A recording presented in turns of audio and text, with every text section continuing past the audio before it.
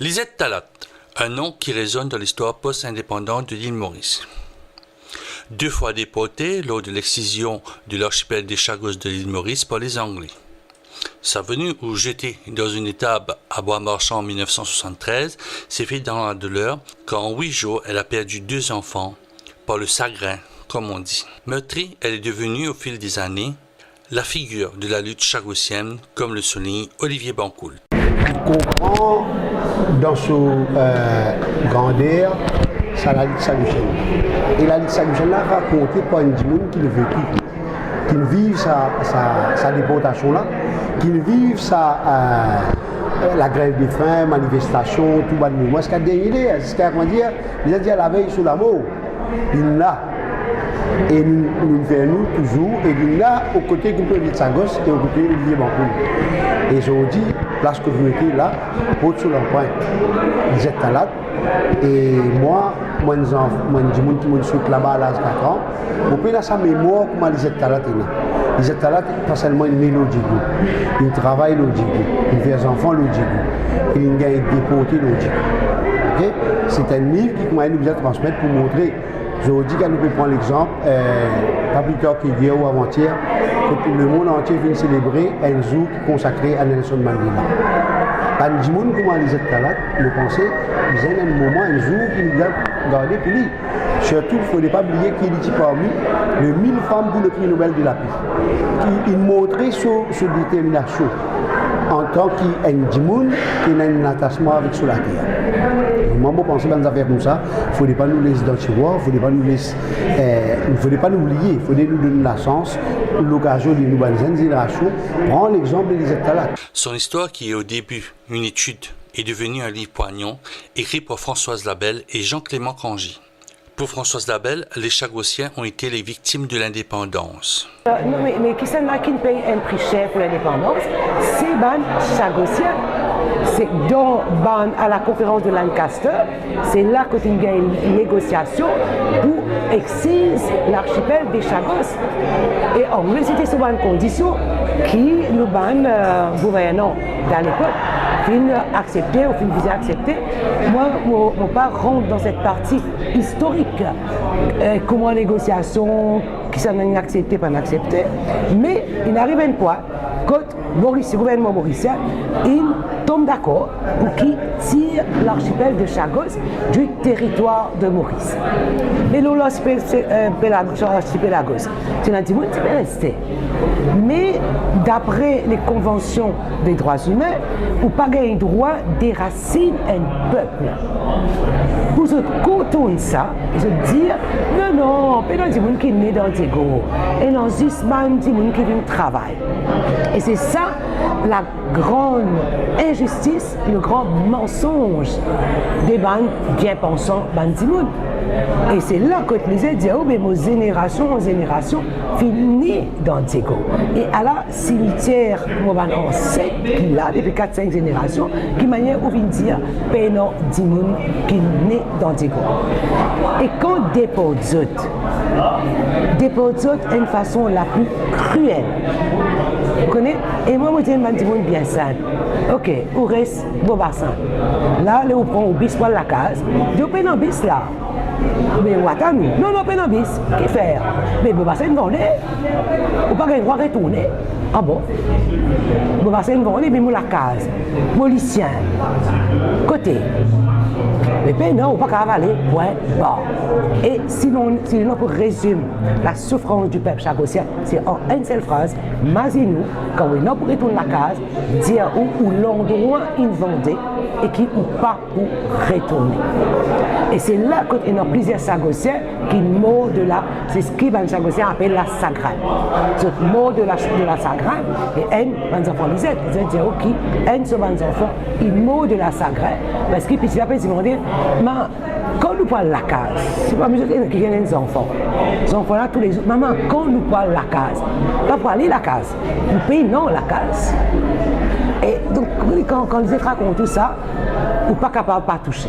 Et c'est ça, bandimoun-là, qui sacrifie pour l'indépendance. Jean-Clément Cangy, journaliste de formation, voit dans ce livre l'histoire du déracinement de 2000 personnes qui vivaient avec la nature. Ça livre Lisette Talat, Chagos, mon amour. Il est basé sur un entretien qui François Labelle, il gagnait Lisette Talat depuis un bon temps déjà. Et qui ça l'entretien-là, tu peux dormir dans ce tiroir.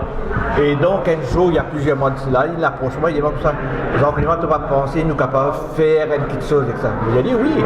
Et à partir de là, on get un coup manuscrit là, et on trouvé qu'il y a une affaire de vraiment authentique dans ce qui et de vrai, de vérité dans ce qui les Talat peut dire.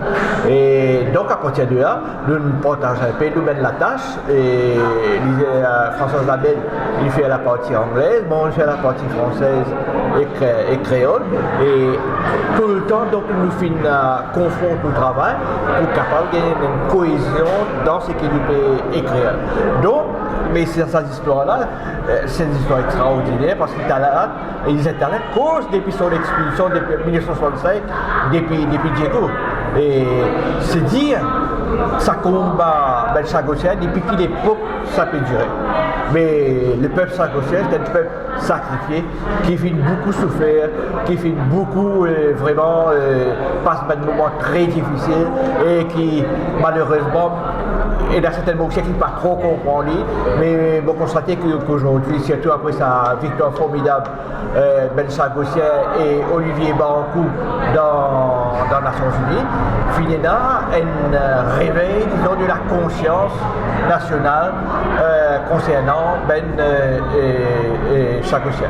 Ce qui me fait d'apprendre, c'est que les Sargosiens, c'était Bandimon qui peut vivre tout le temps dans sa gosse et qui s'est causé un mensonge d'État, surtout par ben anglais qui dit que c'est même un travailleur saisonnier qui tire au sa gosse, il faut ça ben dimoun là, d'autant il y a un grand dimoun et même ils étaient là dire il y a le cimetière des esclaves à Diego Garcia. À Diego Garcia qui témoigne de sa présence ben sargosienne dans sa gosse. Et moi, ce qu'ils vont trouver dans le travail dans ce texte des étalats là, c'est combien le peuple sargosien était en osmose, en lien, dans la tranquillité et la paix, je peux vivre dans nos vies. Je dis communion avec la nature qui est là autour de nous. Et il y a où, avant Maurice mangeait parfois pénal, mais quand on est dans sa gauche là-bas, quand on est dans sa gauche là-bas, moi la mer, moi la petite 3 cévettes, moi rôle des 3 bétails, des 3 palounes, et mon pécule on mangeait. Mon bisain disait, mon voisin, mon bisain tout, mon maman. Et là, il y a nous comme ça, mais il faut, quand on peut continuer le travail là, pour trouver dans quelle simplicité, dans quelle harmonie, ben chaque couchette peut rester dans sa gauche. La fille de Lisette Talat indique que le combat est loin d'être fini, mais elle souhaite retrouver son île comme ce fut le cas il y a quelques années. L'émotion pas n'attendre, surtout quand on passe ça dans le film là, quand maman peut faire la grève la faim, quand mon grand-mère, la police, puis on les ça, tout c'est la police fait rappeler. Vraiment, alors, on vient pleurer, toujours, get toujours. Hein. Là, on reprend la relève de maman, pour mener au combat, pour façon, ou bien pour si c'est maintenant où maman est tracée. Non. Je dirais mon maman, police, ça rêve là, il est content pour faire son travail là. Mais après, c'est l'amour, quand je me trouve, moi, j'ai des frères, moi, j'ai une sœur, qui m'a trouvé, personne ne va me capable. Et là, quand je me prends, je vais get vivant, get derrière, je dis non, moi, je suis Lisette, pourquoi je ne pas le combat? C'est pour se relever. Et là, qui me prend, je dis moi, pour faire pareil comme lui, mais seulement, moi, pour faire ça me désire.